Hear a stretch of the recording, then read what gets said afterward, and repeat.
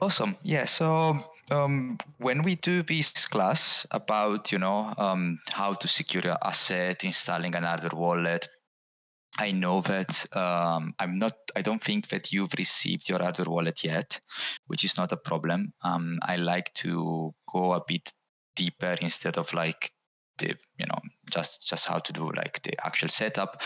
I think what is important is that people that use crypto and like works in Web3 and use Web3 as a tool understand how certain things works. Which are very different from what we are used to in what we call Web 2 or what we are called in the traditional finance as well. So I want to dive deep into crypto wallets and go a bit back in what is like fundamental of crypto wallets, fundamental of decentralization and creating a trustless environment, a permissionless environment, something that is possible since a lot of work that the cypherpunks did back in the 90s and a lot of years of studies and research from cryptographers that culminated in the Bitcoin creation a few years ago. So everybody talks about crypto wallets, but what are crypto wallets and what types of crypto wallets there are? There are two main types of crypto wallets that are known and that we always use. One is the custodial wallets and one is the non-custodial wallet.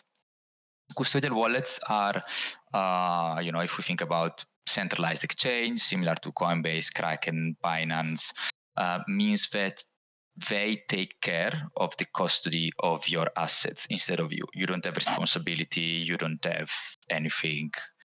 But this is not what we actually should call crypto wallets.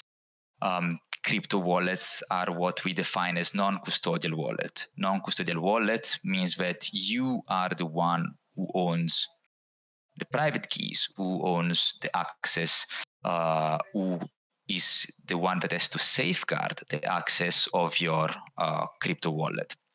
And this, is similar to like we got MetaMask, we got Kukai, we got Temple Wallet, we got Ledger as a hardware wallet, and they all work in the same way, in the same concept.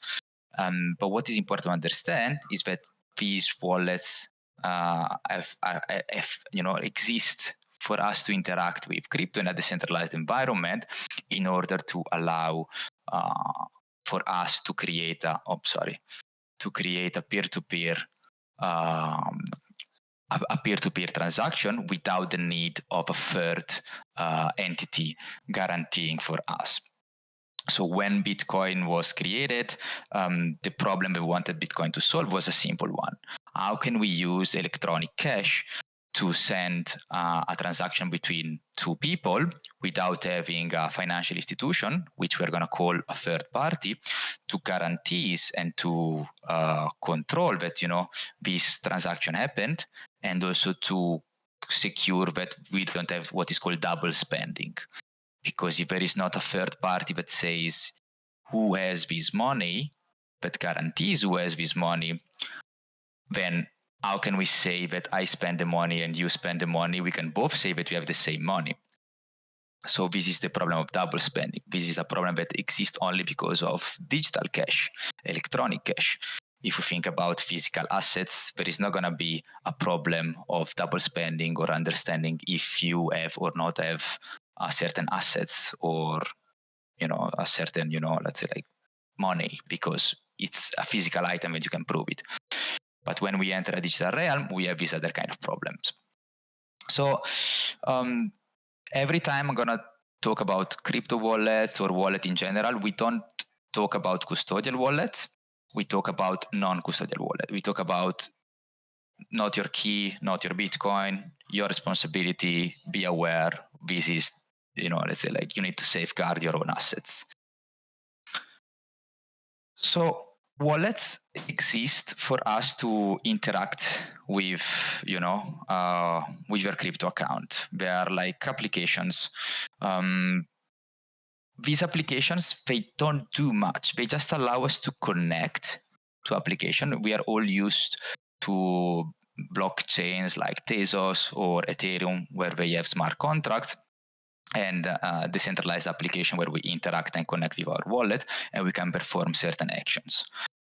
But wallets, they don't do exactly a lot of things. They do two things, and they do it very well. One is store your private keys, and the second one is to sign transaction. They don't do anything else. These are the only two things that a crypto wallet does. Yes, you may think, I can see my KUKA wallet, my NFTs, etc., etc. This is not the role of a crypto wallet. The crypto wallet only needs to interact with the blockchain and do this. Why do a crypto wallet need to store your private keys? Because the private key is the only way we can say, yes, you can spend this money, yes, you can do this action, because we are the one that decide what happens. So when we talk about crypto account, we think about, you all probably have an address of one blockchain or another. And your address, we can call it as a crypto account. You can think about it as a bank account. Bank account has a balance, and you can send transaction, initiate transactions, and this is what we define your crypto account. When you register with any wallet, normally you create an account, because then you can start operating, and interacting with applications. An account is made by two parts. One is the public key, and another one is a private key. You can think about the public key as your mail address. Like, you want your mail address to be public so people can communicate with you. You can think about the private key as the key to your mailbox. Only you want to open your mailbox and know what's happened, what's inside. How do you receive, what do you receive, like how you can take what is inside. So what is the most important thing that you need to always understand is that each wallet, each account, each address is made by two parts, and the private key is the part that you need to keep the most secret, because as soon as somebody has your private key, is going to have full control of all your assets, full control of everything that is inside your wallet. And how these are created, it's I'm not gonna dive deep too much into algorithm and cryptography. It's something that if you want to dive deep, I can send you a few resources. But the concept is very close to what we call asymmetric encryption.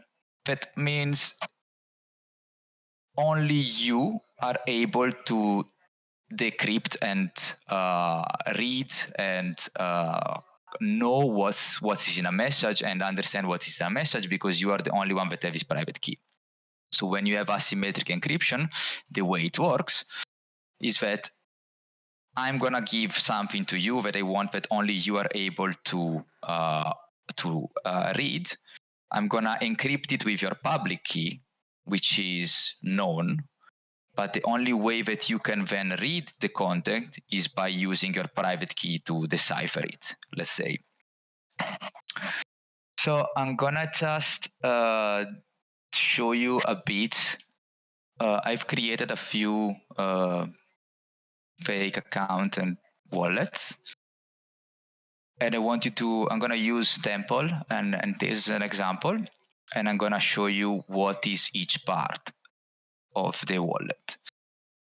So this one is what we call our exposed wallet. This is exactly what we don't want to do. So when you create a wallet, you have a public key. This public key, we said, is your Tezos address. This one instead is what we use to send transactions.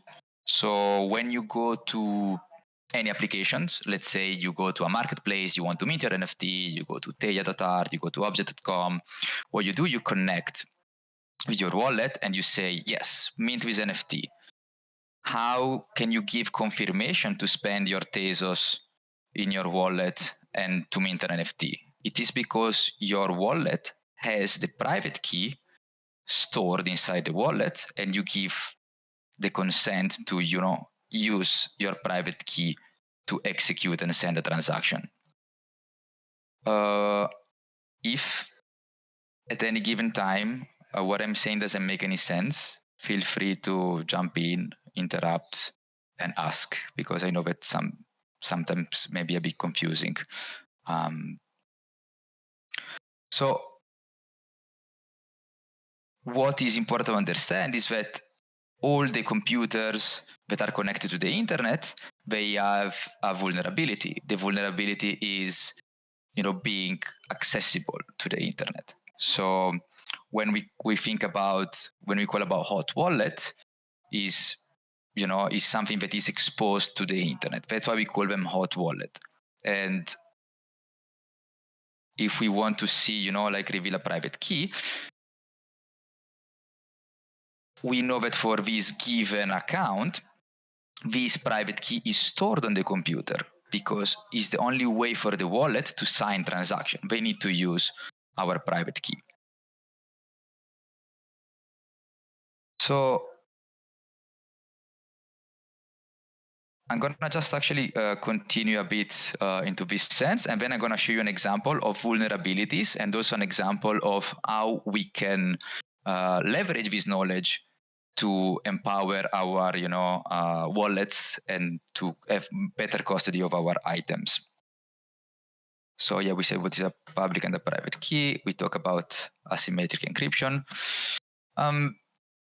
Because it's very difficult to save a private key, even if you want to write it on a piece of paper, is this alphanumerical string, which, even me, I'm not, but I'm a very technical person. I have struggled to read or to save somewhere. So at some point in the Bitcoin community, they said, okay, how can we generate private keys and store private keys in a mnemonic way? And so with the BIP39, they created a structure where given an alphabet, which is the English alphabet and a set of words, we are able to derive private key and generate private key. So you start from a mnemonic phrase. This mnemonic phrase is actually representing a bunch of code, which then is going to basically result into this. So instead of you saving this very long alphanumeric key that is very difficult to remember, now when you create a wallet, they give you a seed phrase. They give you something that is mnemonic, something you can write on a piece of paper, something that is easy for you to understand. Also, if I have different wallets and I have different purpose for my wallets, let's say that you have your bank account, your saving account, your artist minting account, it already becomes a lot of seed phrases that you need to remember, or a lot of private keys that you need to remember. So we said we can find a way to create many private and public keys out of the same seed phrase. So when you actually create a wallet, like Temple Wallet, which is this one, we said, actually there is thousands of accounts ready to be created, ready to be used. So if you just keep creating account, you see, it's not asking me, okay, you need to save a private key, but you're going to see that from account 1 and account 5, the public key is actually different.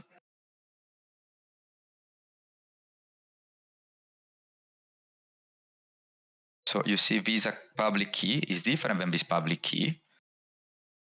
And also the private key of account 5 is going to be different.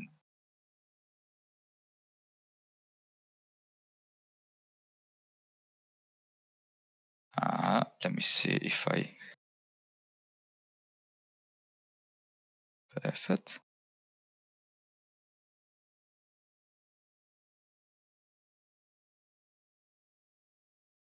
if you just look at the last 4 digits, one is A3F8, the other one is 2KGE, and you already can see that is a different private key.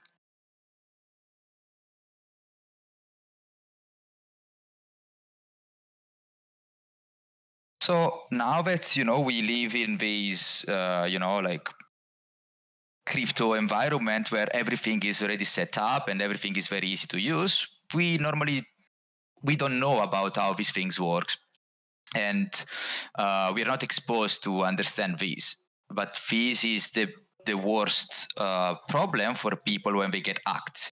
People get hacked, or people lose their assets, or people get lose control of their assets because they don't understand what they need to keep safe and what they can give away.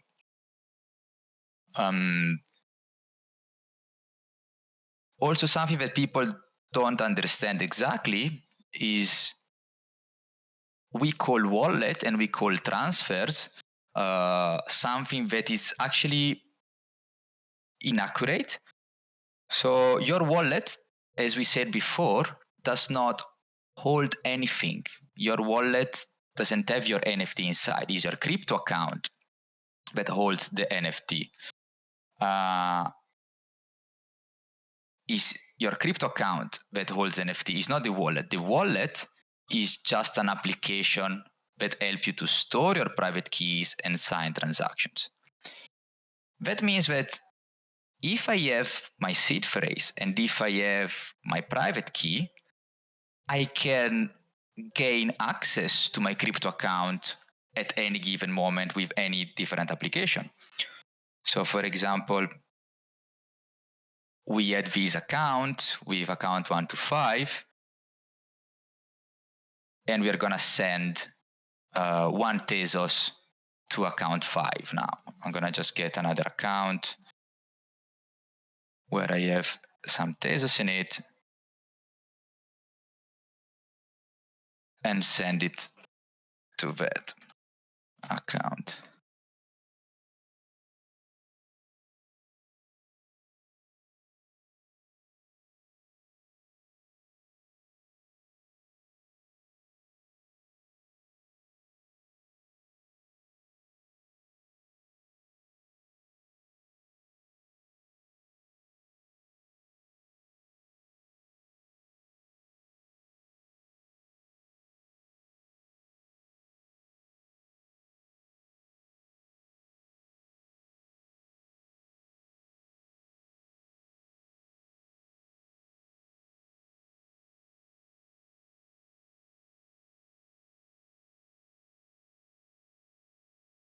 So now while we wait our Tezos to arrive, what we want now to do, we want to use another wallet to access this account. So we can use this other wallet, which is another completely different wallet. And we just say, okay, like I want to gain access to another account and I have my private key.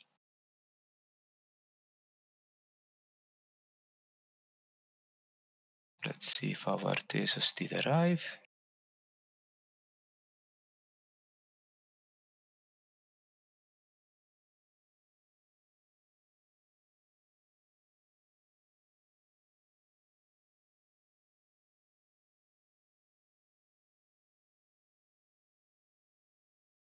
Yeah, we've got 1 Tezos here. Perfect. So now we're going to take our private key and we're going to add it to this wallet.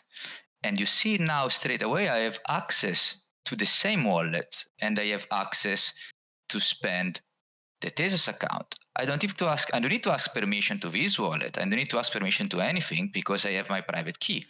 So now I have the same exact access of this other person, of this other wallet. And I can, even you, if I'm going to post this private key in the chat, are going to be able to access this wallet and take my Tezos away from me. And if you want, you can do it as an experiment.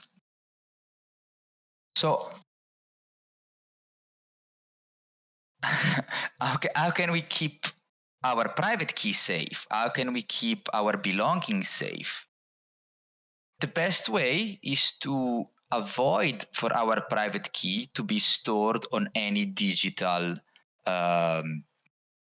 components which are accessible with the internet, by the internet. Because now if anybody will have access to my computer via internet, is going to be able to go to the temple application folder and get my private key because it's stored somewhere on my computer. Otherwise, how temple can know, my private key to sign transaction. And this, let's say like it's exposed a liability, it's dangerous. So that's why people said, okay, we can create devices that are not connected to the internet and where we create a screen between the public key and the private key. And these are hardware wallet. Hardware wallet or cold wallets are offline and they live in a small hardware device. So for example, a ledger. And what a ledger does is simply store your private key and sign a transaction for you. But instead of your private key being on your computer, connected to the internet, is on a separate device.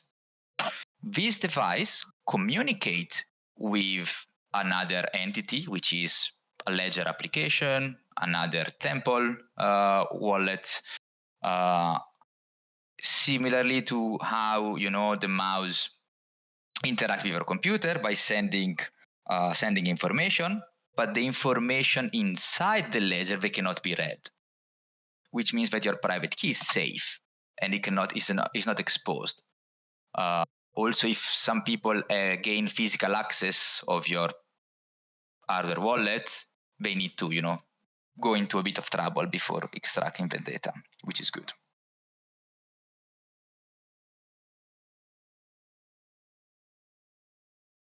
So how can I be safe? How can I just, protect my belongings and protect, everything that I do on crypto? I think the first important thing is to understand every time what you're doing and what you are signing. There is 3 different type of actions that a wallet can do when you go to an application. If we go to, I'm gonna take as an example, probably let's say object.com.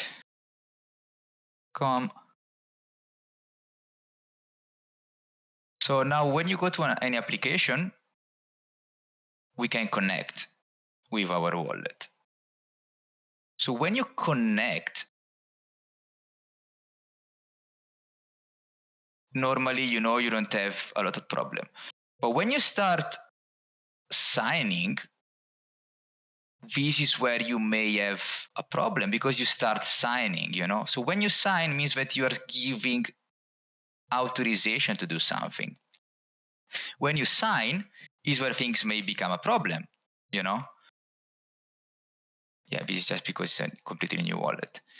So every time you sign something or every time you create a blockchain confirmation, when you have to pay some gas and interact with the blockchain, is where you need to be careful. So on ETH especially, you have 3 levels. That is connecting to an application, never a problem. Signing could be a problem. Sending a blockchain transaction, like confirming, spending gas, definitely extremely careful because it may be a problem. On Tezos, you need to sign as well, just to connect. Normally, it's not a problem. But every time you sign into something, you need to make sure, okay, what am I signing? which permission I'm giving to this application. And because when you sign and when you send a blockchain transaction, you need to give authorization. Even if you use another wallet, doesn't mean that it's going to be safe. Doesn't mean that what you are doing is not going to compromise your wallet.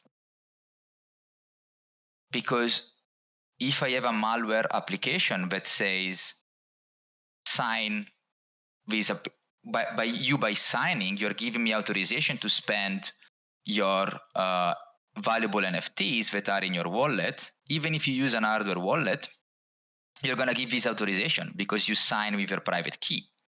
So your hardware wallet is not going to protect you from everything. The only thing that a hardware wallet does is not exposing your private key to the internet and to the public and keeping it safe. So this is very important to understand, because once we understand what is a seed phrase, which is a mnemonic way to remember a lot of different private keys, what is a public key, which is our address that we want to share with everybody, what is a private key, that is what gives ultimate access and to our account, what gives approval to spend our coins, to spend our NFT. Then you start understanding, okay, these are the information that they need to keep secret, and these are the information that they need to expose. We had a lot of people scammed into NFT world just because they got approached by, support people and said, hey, like you have any problem? No worries, give me your seed phrase so I can help you out. And people were like, oh yeah, of course, this is my seed phrase. And of course their wallet got cleaned up just because they didn't know that somebody else with their seed phrase could access their account. So now what can you do to be safer into this environment where there is a lot of people that are have bad intention? Definitely a good way is to create different levels of interactions having different wallets. So you may want to have a hot wallet that you use for day-to-day interaction. Within your hot wallet, you may create a couple of accounts. One account is the account that you use with safe application that you normally use, for example, with Object, Theia, or all these other applications that are safe. And then you may have a second account that you use to interact with what is called not safe or not yet known application, or what is also in jargon called a minting wallet. When you connect to a new application, you don't have any valuable inside. So even if you get hacked, they cannot take anything out of that account that is being compromised because there is nothing to take. And then all your valuable NFTs, all your valuable belongings, you keep them separated into another wallet. And you just do a bit of transferring between accounts in case you need. But that is the best way to create different level of interactions. Normally, you never want to connect with applications with your hardware wallet. Your hardware wallet should be a cold storage. The only thing that your hardware wallet should do should communicate with your hot wallet, sending things in and out. Because if you start connecting your hot wallet, your hardware wallet to application, you expose your hardware wallet to the same risk of a hot wallet. So again, means that you are keeping your private key safe, but you're signing transaction you shouldn't sign, and so you're exposing yourself to the same risk. So when you get an hardware wallet, what this hardware wallet will do will simply store your private key, your seed phrase actually. So I think if it should be the same. Yeah. So when you're going to get your hardware wallet, the first thing that the hardware wallet is going to ask you to do it's going to ask you to create a new seed phrase. It's going to give you a new seed phrase. There was a video somewhere here, but I can get up and set it up. But maybe before going through the setup of the Tether wallet, I would like to ask you if anybody has any questions, and if anybody did take my Tezos from the account. Sorry, I have a lot of things open. No, I'm still here. I'm still not compromised. You are not very good hackers. I do have one question about the ledger, and maybe you'll get to this. You said it creates a new seed phrase.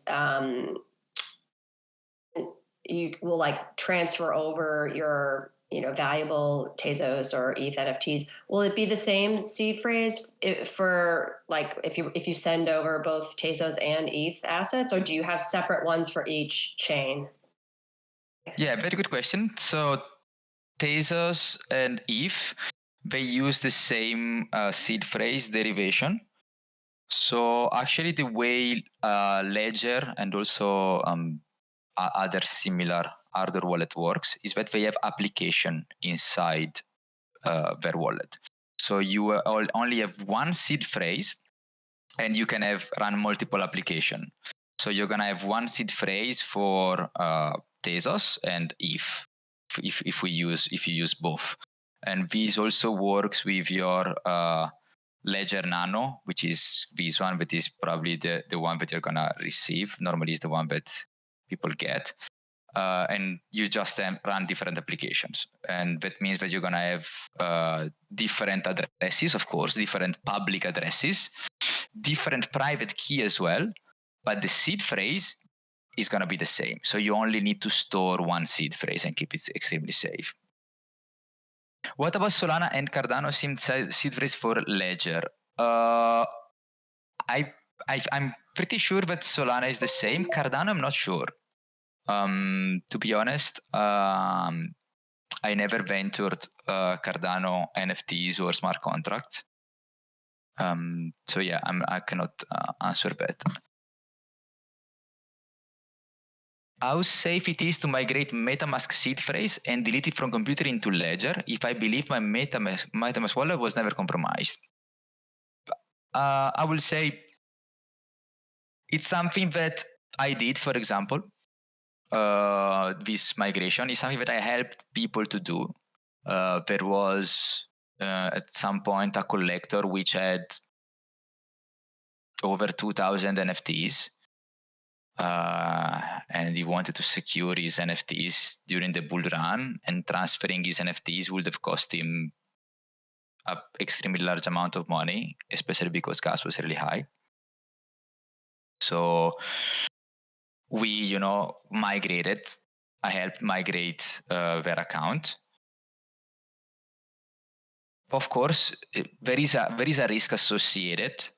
It depends. It depends which is the device that you use. Was the device your phone where you have your MetaMask account?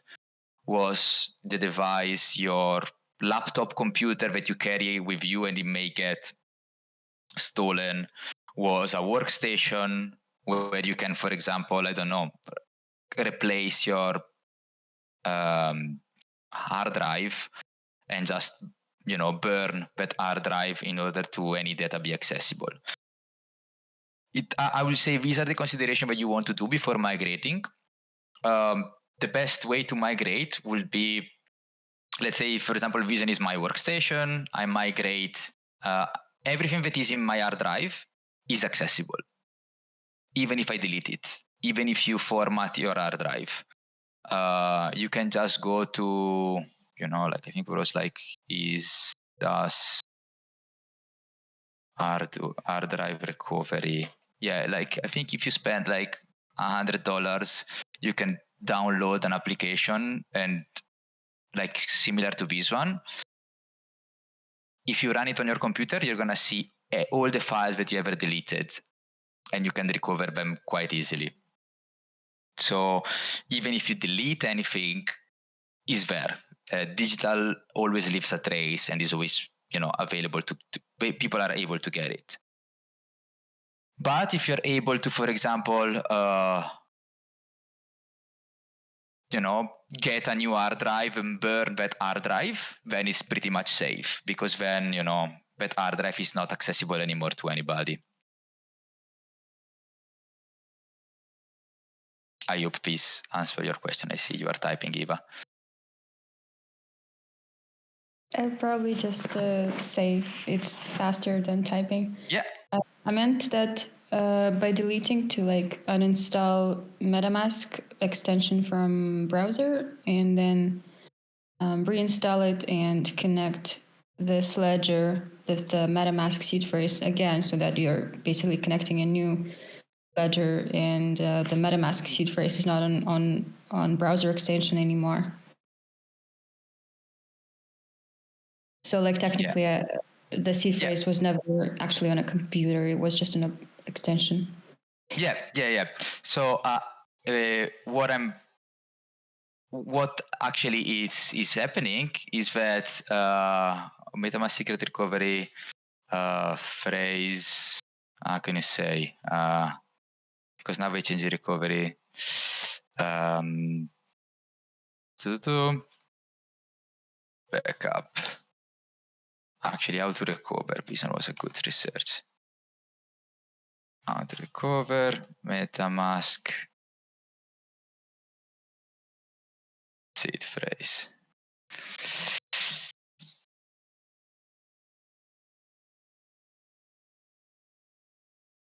So if you are a bit technical, basically what happens is that your application, your MetaMask, on your computer needs to save your seed phrase. So you see, even MetaMask themselves, they give you a way to go on your computer in certain specific files and get your basically seed phrase. So that means that even if you delete MetaMask from your computer, a trace of your seed phrase is there, because I can let's say that I have access to your computer, I can go and find the folder. So there is gonna always be a trace. What I was saying is, if this hard drive where the MetaMask was installed can be replaced, it's pretty much safe. If it cannot be replaced, it depends how likely it is to be compromised. I don't know if it is in your house, people need to come to your house and take your computer if it's not a laptop that you carry around with you. If it's on your laptop and you lose your laptop on the train, for example, I don't know, or whatever, then people can access your private key somehow. Of course, something that cybersecurity expert always says is that people need an incentive to perform an action and hack. So some vulnerability are not vulnerability only because there is not an incentive to go and put some effort to get to do an hack. So once something is on your computer with the hot wallet, it cannot be cancelled. There is a way that you can kind of fake it. For example, you could remove and reinstall MetaMask many times. So that means that you're going to overwrite the same file over and over and over and over, which makes it difficult maybe to retrieve the correct file where your private key or your seed phrase was stored, if this makes sense. Yeah, it does. Thank you. I didn't actually know it can be still accessible on computer, even if you erase it from the browser extension. Why I am asking that is because it's useful for artists who used to mint on a hot wallet and now want to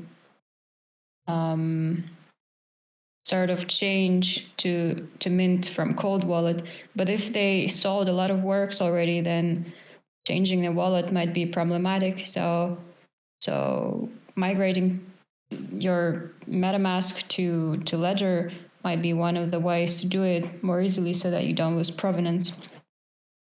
Yeah. I will say definitely you're improving your security, of course, because now your seed phrase is not anymore on your computer unless people get access to your computer and specifically look for it. So you're improving already your security, but it's not, like, it's not that it's not gonna happen that people can do it anyway. It's not 100% safe. So if you ask me, I'm gonna say it's not 100% safe. But if you ask me, shall I do it? I will say yes, do it. Do the migration is gonna help secure your assets. But also you need to remember that every time you interact with an application, even with a hardware wallet, your wallet can be compromised. For example, there was a phishing attempt, and some famous person lost millions of dollars of assets because they went to a fake art block site, and it was like it was looking exactly like Artblocks, but instead of being artblocks.io, they used some special character that was different. So when they connected and trying to mint something, like a friendship bracelet or something, then they used their hardware wallet because their hardware wallet was connected, add those assets to mint the friendship bracelets, and then they straight away got access to all his wallets, NFTs, and even if it was an hardware wallet, because you are using an hardware wallet to sign transaction. So also this is something that you need to bear in mind. Using the hardware wallet to sign transaction expose the content of your wallet anyway to an application. So if you're minting on a platform, make sure that it is the right platform. Maybe bookmark the platform address, so then you can check, okay, is it the same address that I have in my bookmark? Yes, it's fine. So it is the right platform, etc., etc. I wanted to go into that. Is it okay if I ask a question right now? Please. Yeah. So, I mean, it's not just when you've done sales; it's also just signing into your just even minting. You put yourself out there, and you're vulnerable, right? And the other one is when you are part of group exhibitions in galleries that you have to give access to your. Is that also places? I mean, all these things are possible vulnerabilities if somebody wants to go in and hack you. Is that correct? It's not just sales. It's just anytime you sign your wallet, correct?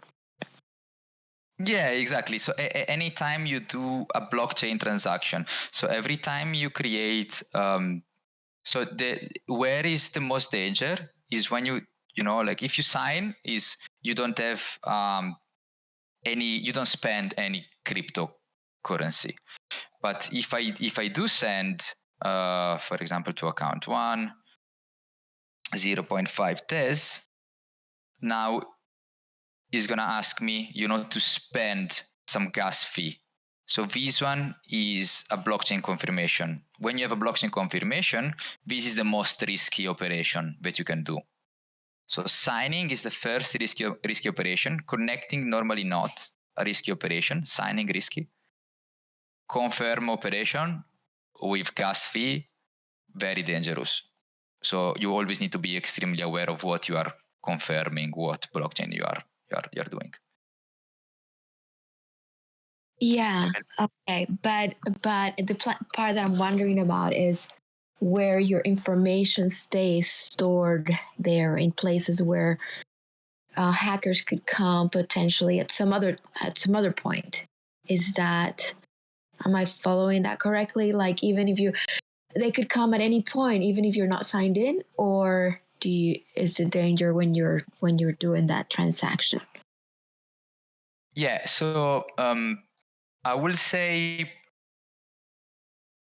there is different level of let's say like what is it that you can be compromised. first level of that you're compromised is that people have access to your private key or your seed phrase. How? Normally because you give it to them. It's very unlikely that people, have access to your computer unless you have a very high social profile, that you've been targeted in, social engineering hacks. People, or you do share screen with MetaMask support and you show them your seed phrase, you're basically giving to them. It's not that you sign something. What normally happens is when you have an NFT contract, let me just do, I'm gonna get a contract.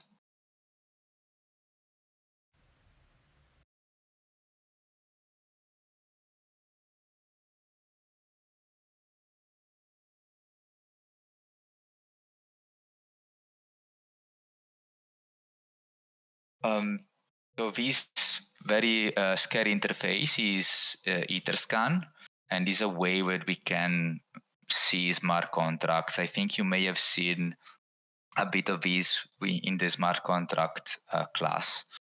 So there is a function in NFT contract which it says set approval for all.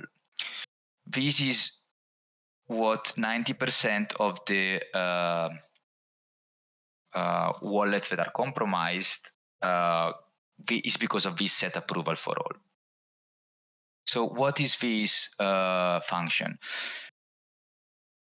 Each NFT is identified univocally on the blockchain by a combination of contract address and ID. This is how most NFT are identified on the blockchain. They don't care if it's a Bored Ape, they don't care if it's a gold Bored Ape, they don't care about anything else. What the blockchain care is about contract and ID. It's only like a 2 columns ledger. And then, there is the third column is like, who is the owner of this NFT?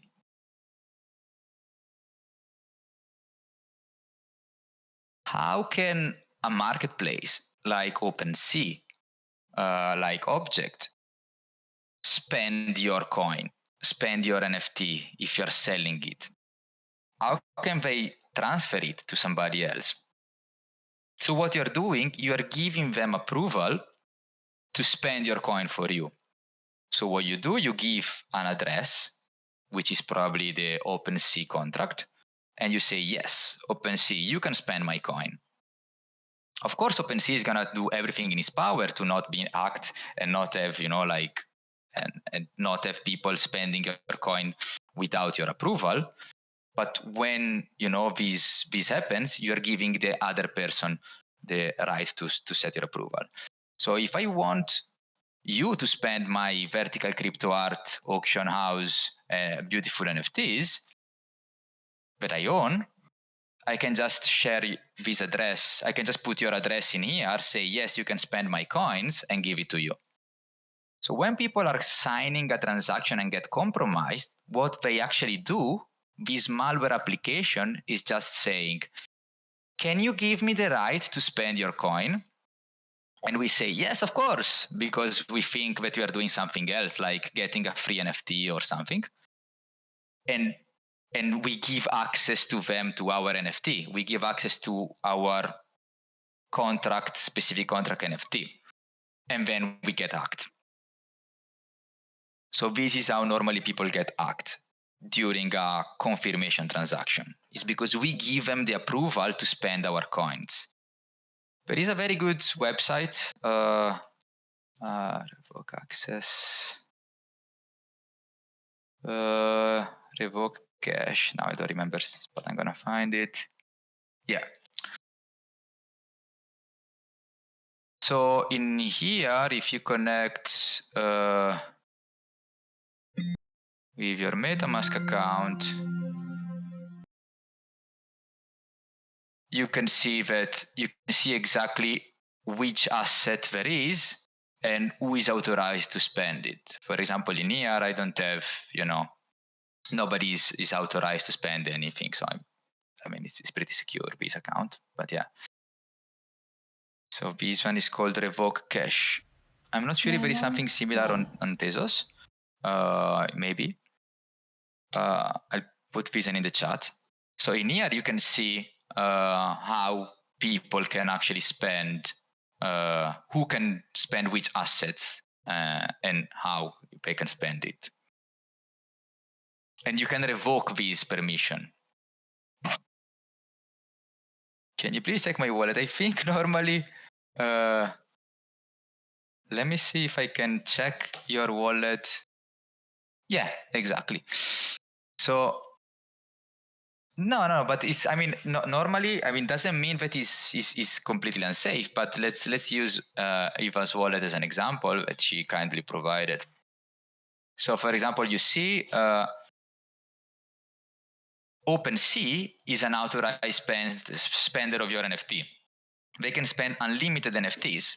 Means that if you sell these NFT, OpenSea can spend it. Also, for example, I don't know, of these assets, Foundation can spend it as they want.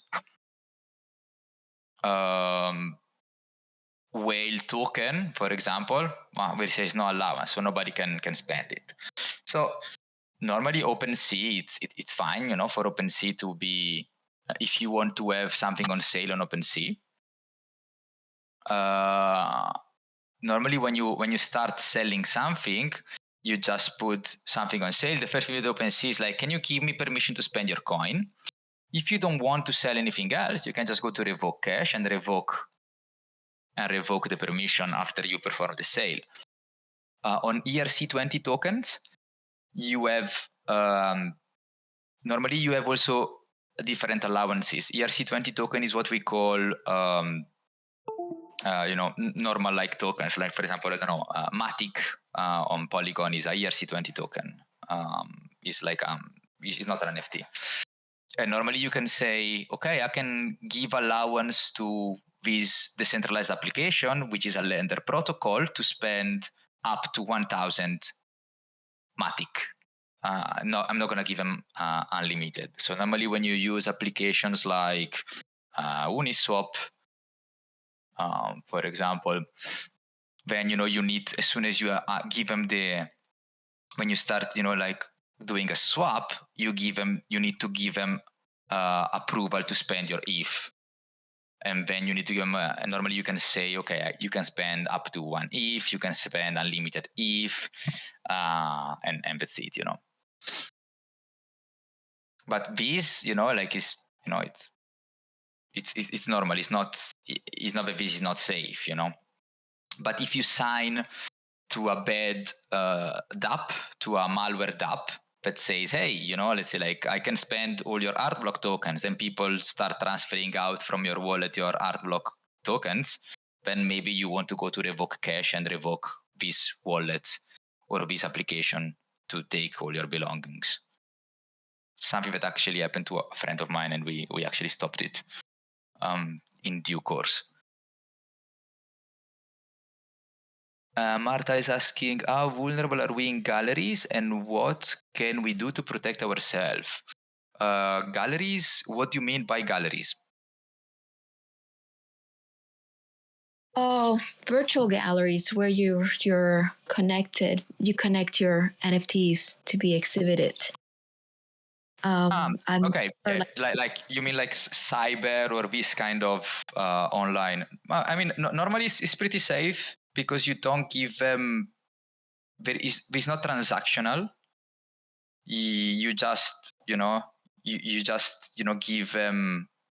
You just say, hey, take this public address, this public NFT, and display it. So all smart contracts, they can like, there is this token URI, and you just put. So what they do, they get the metadata, and you just say, yes, like take this contract, this ID, and show it. So what they do, they just use what we call a read function. Read functions are, you cannot do anything, you can just read data.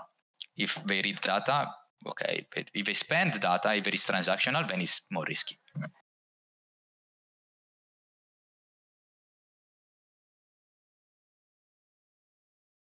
So once there's a sale in there, that's when it becomes more risky. Yeah, exactly. So, I mean, it's it's risky. Like it's normally it's not risky for I don't know, OpenSea or these big marketplaces are battle tested, quite secure. Actually, something like OpenSea Seaport is publicly available. All the repository, all the code, all the smart contracts are public, and there is a lot of people like looking into their smart contracts and all their code, etc., which makes it even more secure, because means that if people find a vulnerability, they can fix it straight away and change things up, which is good.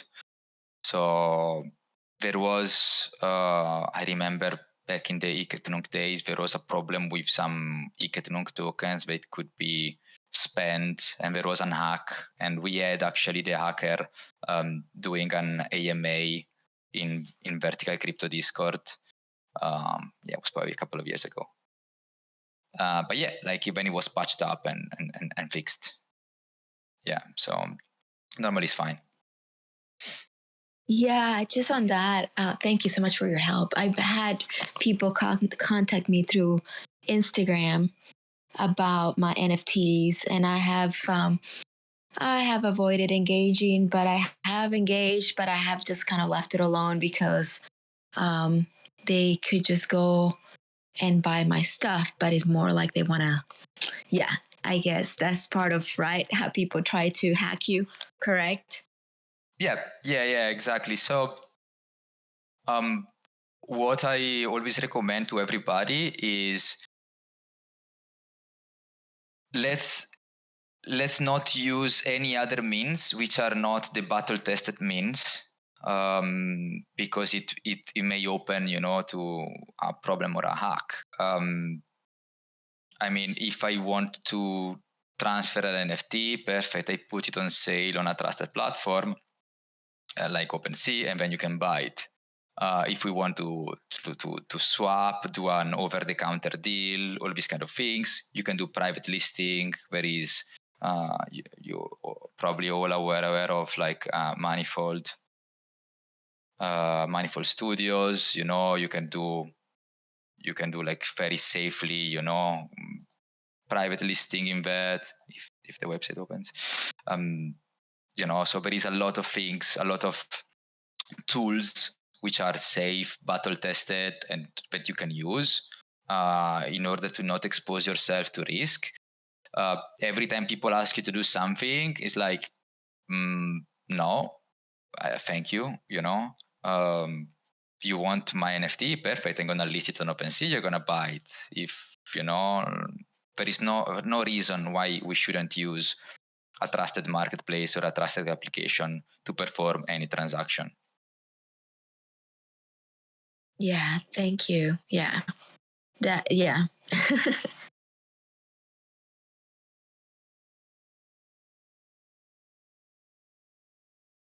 Yeah, so I think we covered like a lot of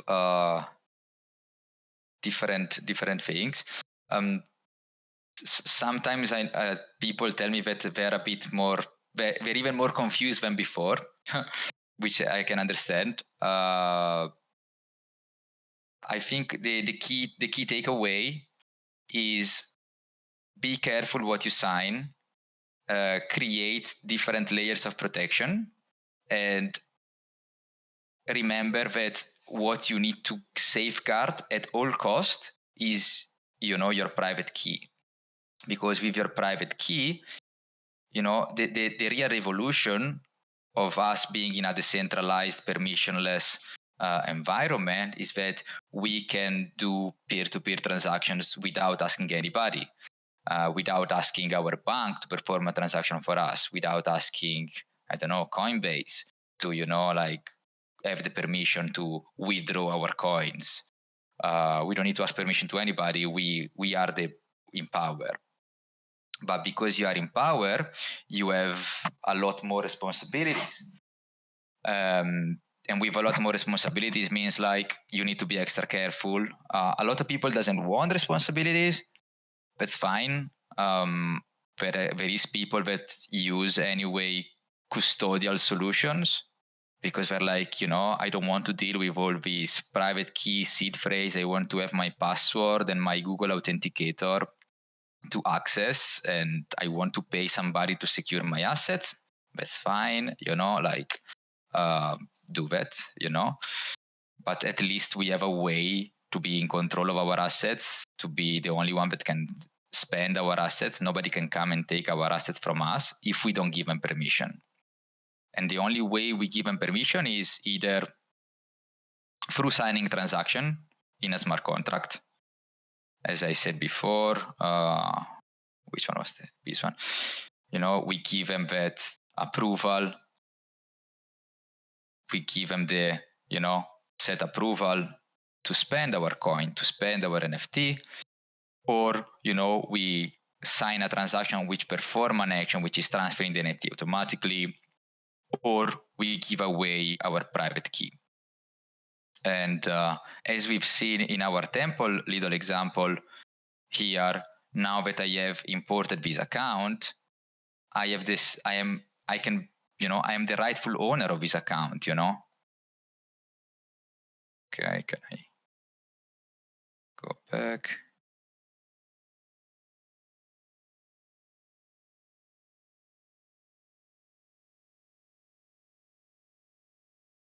So what the other account was, the other wallet was doing, is exactly the same, We can do the same action. I can spend the coins. I have the same access. So if somebody gain access to your private key or your seed phrase, there is nothing that is going to save you because this person have the same access than you. So how can we create a better layer of protection? Let's use hardware wallet for cold storage. Let's not use hardware wallet to interact with application unless you are an artist and you want to create an extra layer of protection as well to your assets, which is totally fine. You can have more than one wallet. And I'm gonna actually look for this video.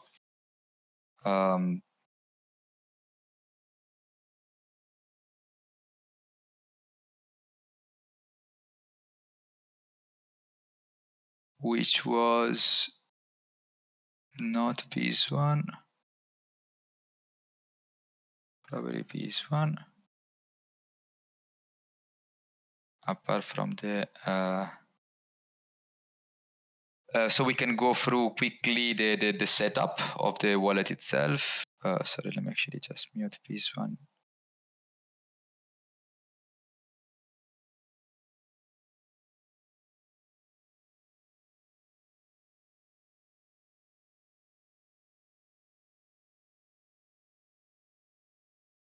So as we said before, like when you're gonna receive your ledger, you're gonna have to get your ledger, your seed phrase, and your private key.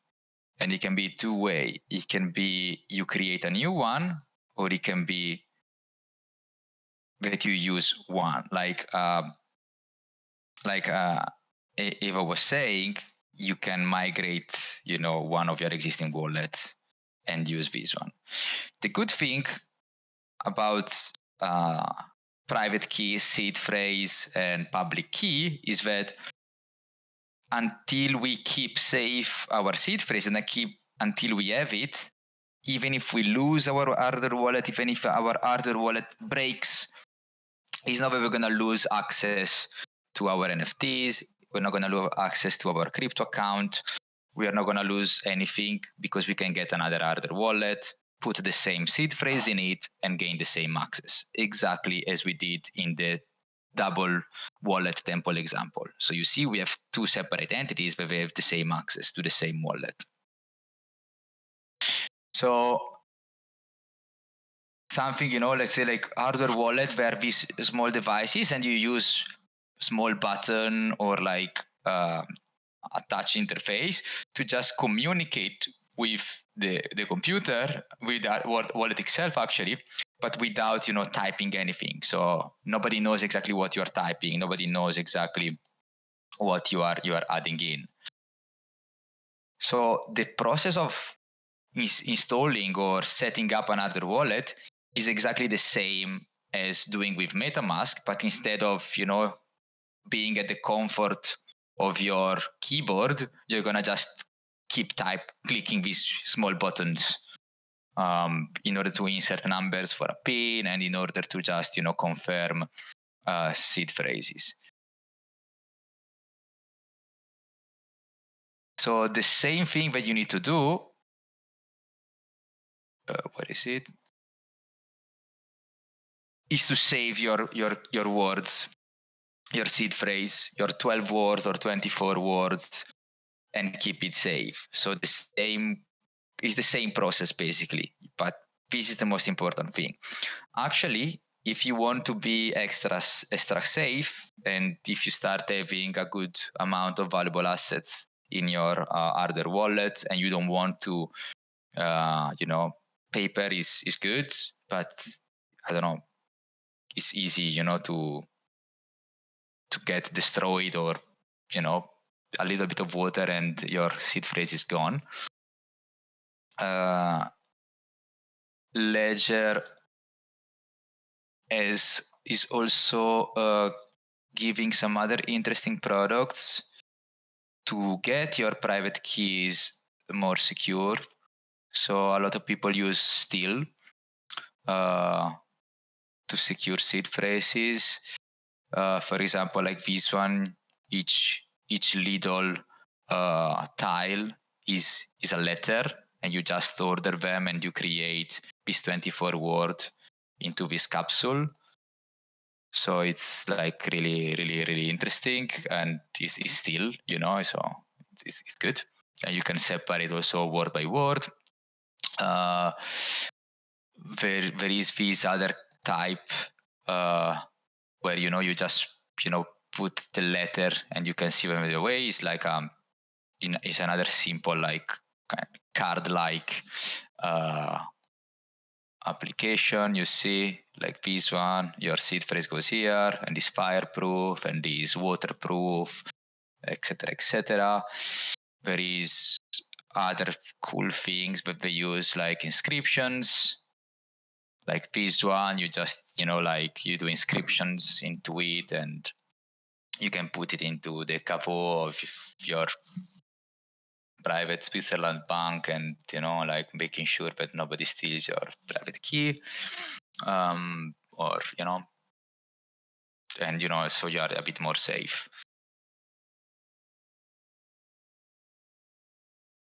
So yeah, so as we said, the process is the same. You're gonna just use if you prefer to create a new seed phrase, is probably better, because that means that seed phrase has never been in contact with any digital assets connected to the internet, any computer, which is fantastic. Which means that you can be 100% sure that if you use that one as a cold storage, and you just use that wallet to communicate with your hot wallet into transfers, you can limit the damage of your assets.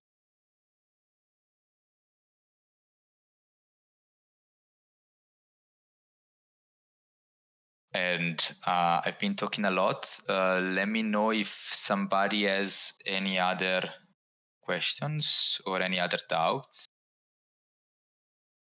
I'm also available to, if some of you will need some support into installing hardware wallet, hot wallet, have some security concerns.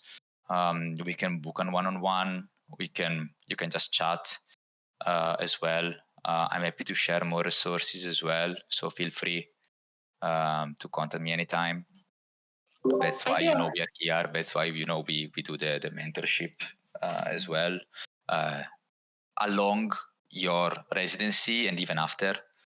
So no worries, once you are residents, it's not gonna be that after the 12 weeks, we're gonna keep answering your questions and we're gonna keep, booking one-on-ones with you. At least I will do it. So no problem at all. Could I ask a quick question? Yeah. I just wanted to know, so once you get the ledger set up and you've got your, seed phrase, and you want to start transferring over like your valuable NFTs from your hot wallets, can you do it like in one big batch? Or otherwise, I think we can wrap it up. Hello? Actually, no. There is another thing that I wanted to say about. There is another service which is, I think, it's Delegate Cash, which a lot of people are using.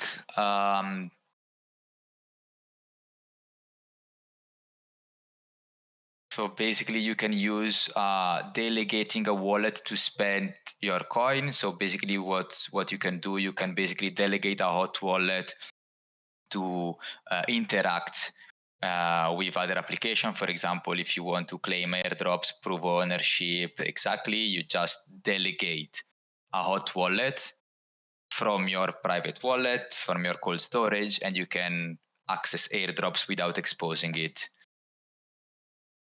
Can you batch transfer all your NFTs to the ledger, or must you transfer one by one? You can batch transfer. There is different tools for different chains. So I think OpenSea allows up to 20 NFTs at the same time to be transferred, and it is quite costly. I know that on Tezos there was another batch transfer specific for example, Theia or Ethereum contracts. I don't remember about Object, but you can do batch transfer. But I will say, it depends. Like sometimes migrating is important. What is important is that when you migrate, you remove it from your computer. So what Eva was saying earlier, you uninstall MetaMask.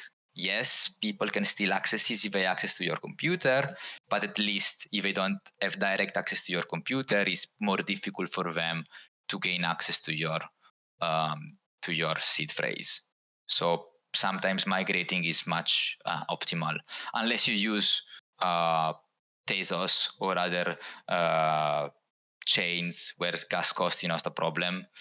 Like on ETH, it may be very costly. Even just transferring 100 NFTs is a lot. If you use any other like Tezos or layer 2 solutions, or it's fine. You can just transfer, which is fine. Andres is asking, when you migrate an account to a cold wallet, the other accounts in it are in risk too? Yes, because what you normally do is you use a seed phrase to connect with your MetaMask Temple wallet or to connect with your ledger. So with the same seed phrase, you have more than one public and private key. So if somebody has access to your seed phrase, has access to all your account. So in the example we did before, we only had access to one account 2, because we imported only the private key. But if I was installing a new temple on a new browser and just putting the same seed phrase, it was getting the same 5 accounts. Actually, all the thousands of accounts that you can generate. So yes, they are in risk too. But I'll suggest, if you want to do migration, just hit me up.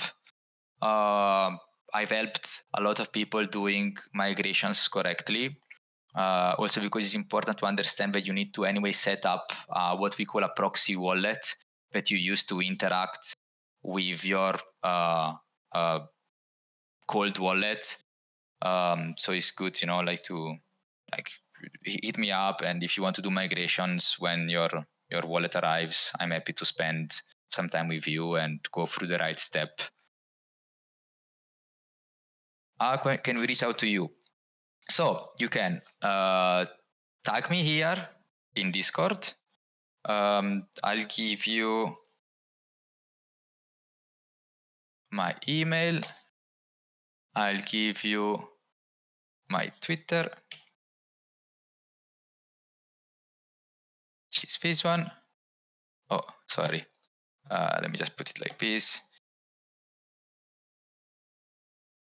My Twitter is this one, and my Discord in here is called PhilVCA, but actually my Discord handle is the same, which is dozer, like here. Yeah, so just ping me in the Residency 5 channel. I may miss notifications. Don't worry, double ping me or triple ping me or send me an email, and yeah, I'll get to you.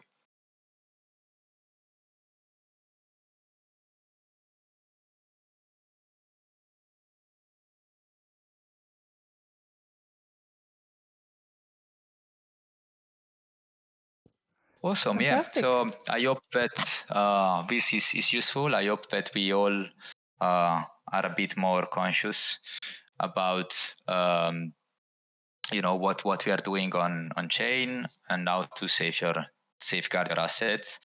And also don't be worried about losing your hardware wallet or like breaking your hardware wallet. Be more worried about safekeeping and guard keeping your seed phrase and private keys, which is the most important.